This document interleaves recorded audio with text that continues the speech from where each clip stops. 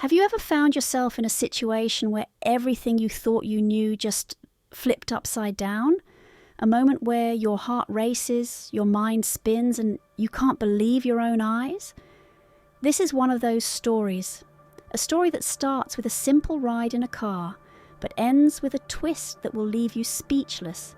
Stay with me, because what happened next will completely shock you. It was an ordinary Tuesday morning, the kind where the world seems to wake up a little too fast. I had overslept, of course, nothing out of the ordinary. My alarm blared and I jumped out of bed, immediately regretting staying up too late the night before. My heart raced as I scrambled to get dressed and grab a quick breakfast.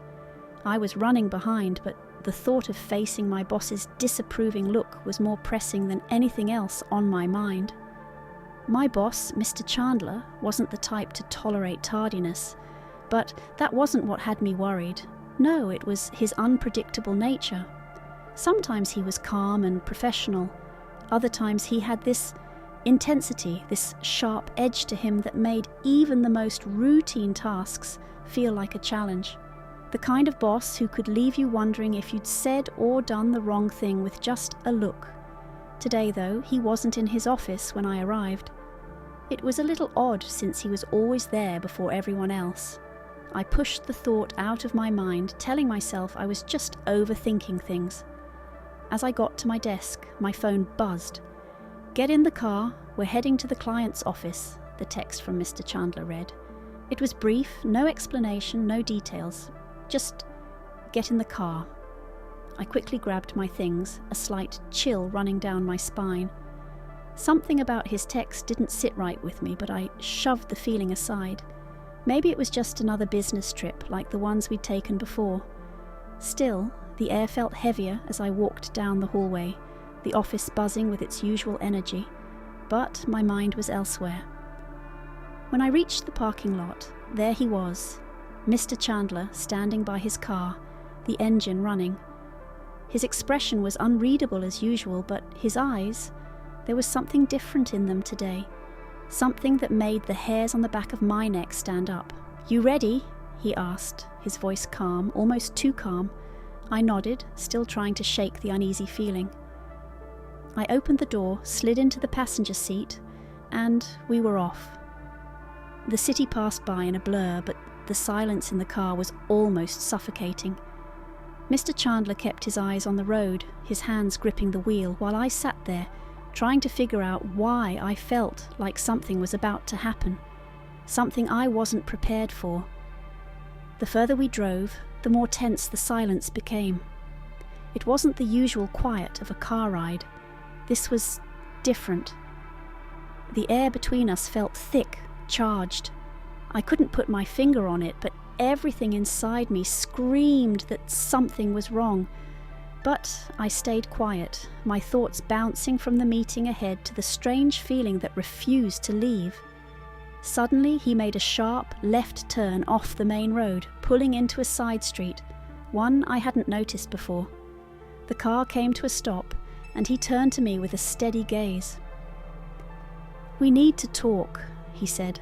I nodded, trying to act calm, but my heart was racing now. "About what?" I asked, my voice coming out shaky despite my best efforts.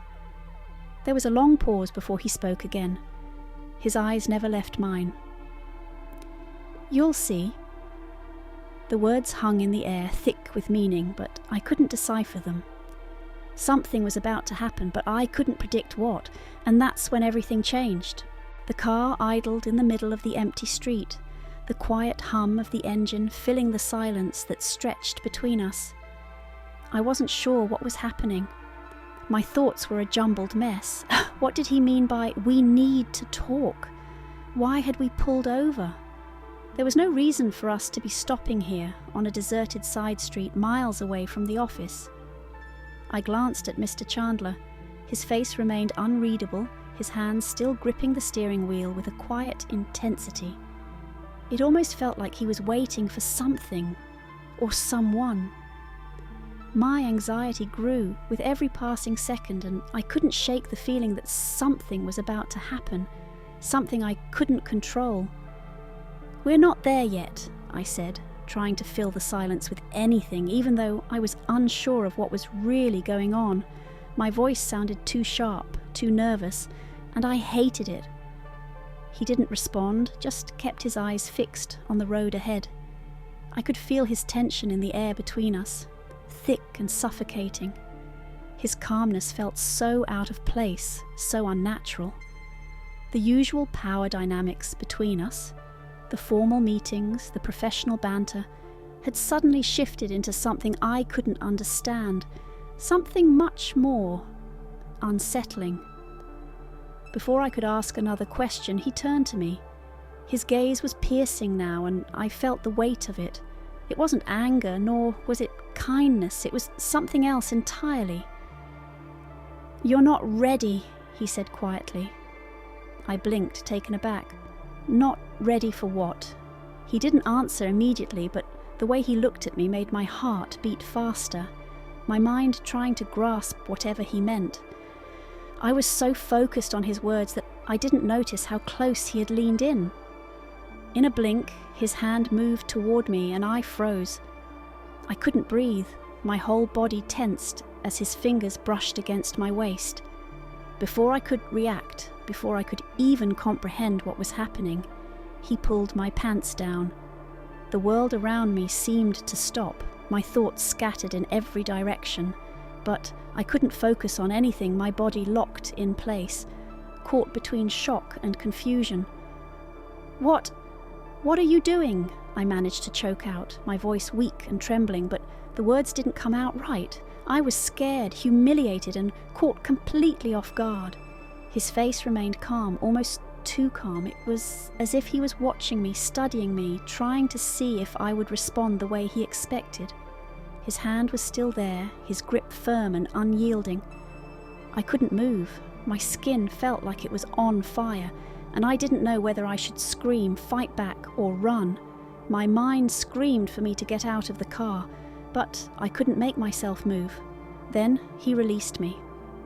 And just as quickly as it had all begun, the moment was over. He sat back, as if nothing unusual had just happened. The air felt colder now, the silence heavier than ever. He didn't speak, didn't offer an explanation.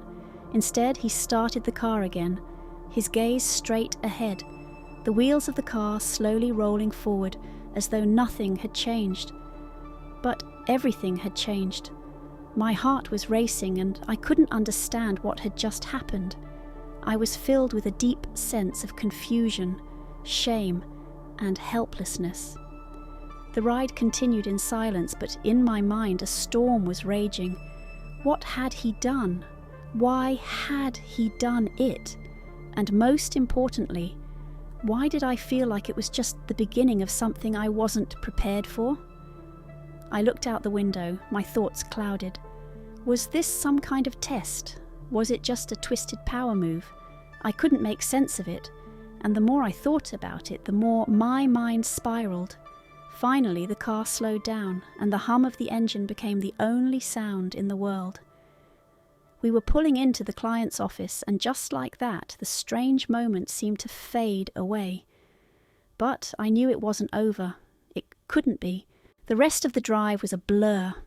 I couldn't focus on anything, not the passing buildings, not the streets we drove through, nothing.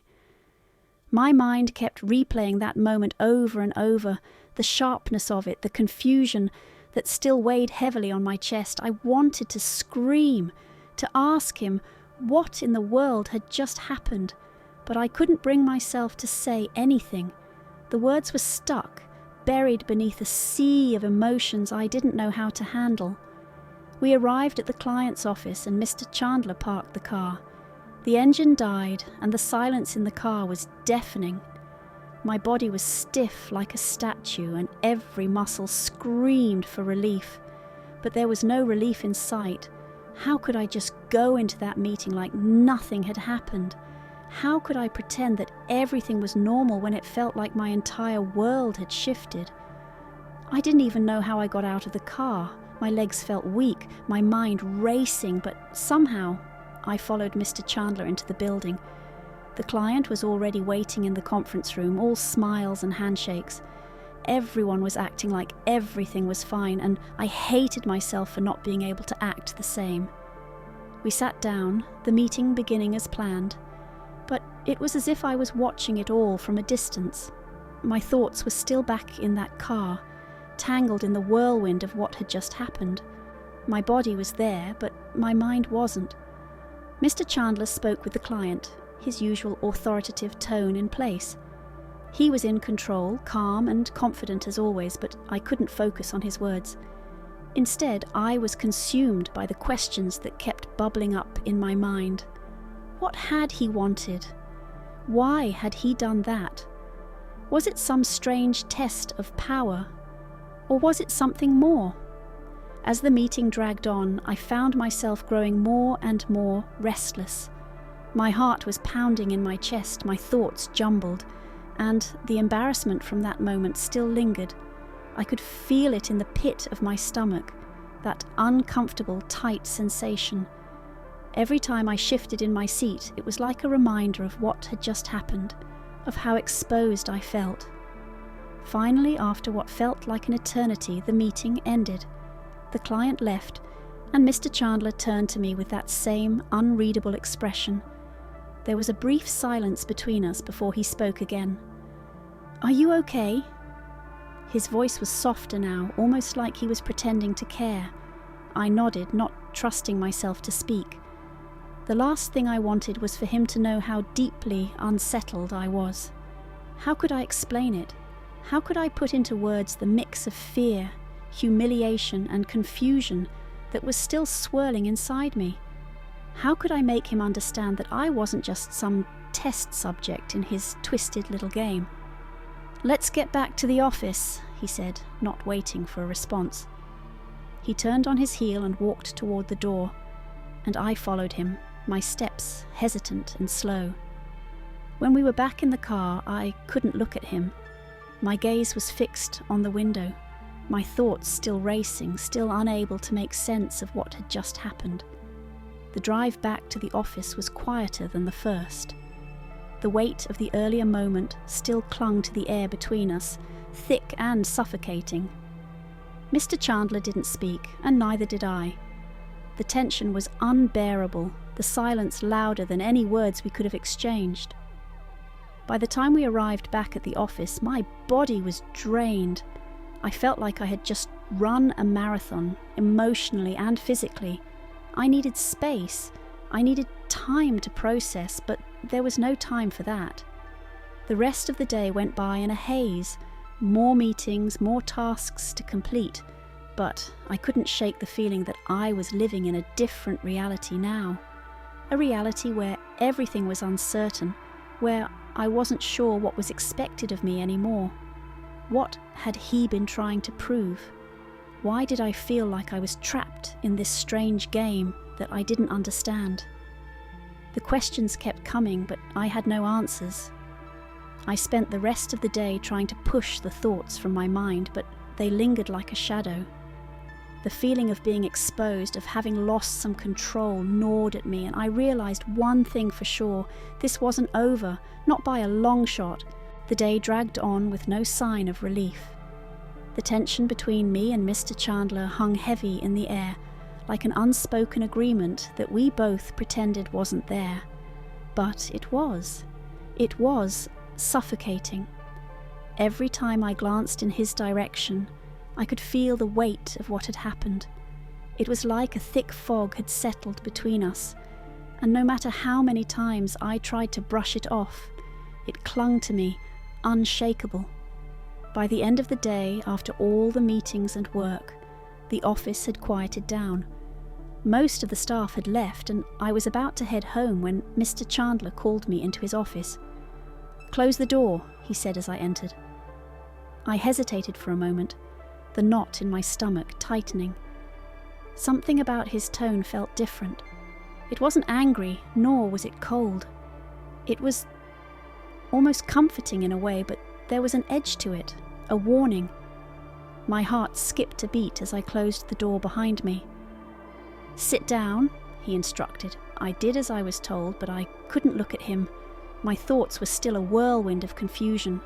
My mind replayed the events of earlier, and I could feel my face flush with a mixture of anger and embarrassment. What did he want from me? What did that moment even mean? There was a long silence between us. For a moment I thought he wouldn't say anything, that he'd just leave me to stew in my discomfort. But then he spoke, his voice calm, but there was something in it that made me want to flinch. "You're thinking about what happened earlier, aren't you?" he asked, his eyes fixed on me. I froze. My mouth went dry. How did he know? It was like he could read my thoughts. I don't know what to think," I admitted, my voice barely above a whisper. "What was that? Why did you do that?" He leaned back in his chair, folding his arms across his chest. His eyes were steady, unblinking. It was almost like he was waiting for me to figure it out. But how could I? Nothing about what had happened made any sense. "I didn't do it to humiliate you," he said slowly, almost as if choosing his words carefully. "I did it to see how you'd react, how far you're willing to go to step out of your comfort zone." I blinked, trying to process his words. "Step out of my comfort zone?" I repeated, disbelief in my voice. "That?" I stopped myself, unsure of how to finish. What kind of game was he playing? He gave me a look, the kind that made my stomach churn. "Sometimes people need to be pushed. They need to face discomfort in order to grow. What you experienced earlier, it wasn't about me trying to take control. It was about me showing you that you can handle more than you think." I felt a surge of anger rise up inside me. It was all so twisted. Was this some kind of twisted lesson he was trying to teach me? Was that what this was all about? Power? Control? Or something even more manipulative? "You think that's a lesson?" I asked, my voice shaking with frustration. "You think pulling my pants down in a car is some kind of test?" His expression didn't change, but the air in the room seemed to shift. It was like he wasn't just talking to me anymore. He was talking to something deeper, something buried inside me. "I don't expect you to understand now," he said, his voice almost too calm, too controlled. "But one day you will. I'm not asking you to forgive me. I'm asking you to understand that everything was meant to challenge you, to show you that when you face something uncomfortable, something terrifying, you can either back down or rise to the occasion." I sat there, the anger still burning in my chest, but something else was starting to stir too. Confusion, maybe even curiosity. Was this really about growth? Was there a lesson in all this madness? "I don't know if I can ever understand it," I said, my voice quieter now, a mixture of disbelief and frustration. "That's okay," he replied, leaning forward slightly, his eyes never leaving mine. "Not everyone does right away, but you will in time." He stood up and walked to the door, signaling the conversation was over. I stayed seated, my mind reeling. What had just happened? What was he trying to teach me? I wasn't sure, and part of me wasn't sure I ever would be, but I couldn't deny it. There was something about his words that lingered in my mind, something unsettling yet strangely powerful. And whether I liked it or not, I knew this wasn't the end of whatever strange, twisted lesson he was trying to teach me. The days that followed were a blur. The weight of that conversation in Mr. Chandler's office clung to me, even when I tried to move past it. I found myself replaying his words over and over, trying to make sense of the strange lesson he'd tried to teach. But no matter how much I thought about it, the more I realized that the confusion wasn't going away. There were moments when I thought I was over it, when I tried to bury the questions that still gnawed at the back of my mind. But then I'd catch myself thinking about what he'd said, thinking about the look in his eyes, thinking about how everything had felt so wrong, yet strangely compelling at the same time. It was as though he had opened some door I didn't even know existed, and now, no matter how much I wanted to close it, it was wide open, leaving me with more questions than answers. At work, things had returned to normal on the surface. The meetings continued, the projects kept rolling in, but my relationship with Mr. Chandler had shifted. We no longer had the same professional distance. It was like there was an unspoken understanding between us now, something that neither of us mentioned, but both felt. It was a tension that simmered beneath every interaction, and I couldn't tell if it was something I was meant to embrace or avoid. One afternoon, after a particularly difficult meeting, Mr. Chandler called me into his office again. My heart skipped a beat as I stood outside his door, wondering if this was going to be another test, another uncomfortable moment I wasn't ready for. But when I walked in, there was no tension in the air. He wasn't sitting behind his desk this time. He was standing by the window looking out at the city below. The office felt different, calmer, less charged. For the first time, I felt like I could breathe. "Come in," he said, his voice softer than usual. I hesitated but stepped inside. There was a chair across from him, but I didn't sit. I wasn't sure what was coming next, but I didn't want to make myself too comfortable. I didn't trust myself to. "I've been thinking about our conversation the other day," he began, still staring out the window, and I realized that maybe I didn't explain myself well. I stood there, unsure of how to respond. Was he apologizing? Was he going to try and justify what had happened? "You don't have to say anything," he continued, turning to face me. "I know I pushed you too far, too fast, but that's the thing about discomfort. It forces us to grow in ways we don't always expect." I felt a knot form in my stomach. His words were still unsettling, but there was something different about the way he spoke now. Something more honest, less like a lesson and more like a realization. "I'm not asking for your forgiveness," he said, his voice low, almost vulnerable. "But I wanted you to know that what happened wasn't about control. It was about seeing how you would handle something unexpected, something that took you out of your comfort zone, because sometimes we don't realize our own strength until we're forced to confront something that terrifies us." The room was silent for a long moment. His words hung in the air, and I couldn't quite grasp them. Part of me wanted to scream, to tell him that he had no right to put me in that position, but another part of me couldn't deny that something had changed. Maybe, just maybe, he was right. I still didn't understand everything, and I probably never would. But one thing was clear. That moment in the car had left an imprint on me. It had shaken me, made me question everything I thought I knew about myself, and in a strange way, I had grown from it.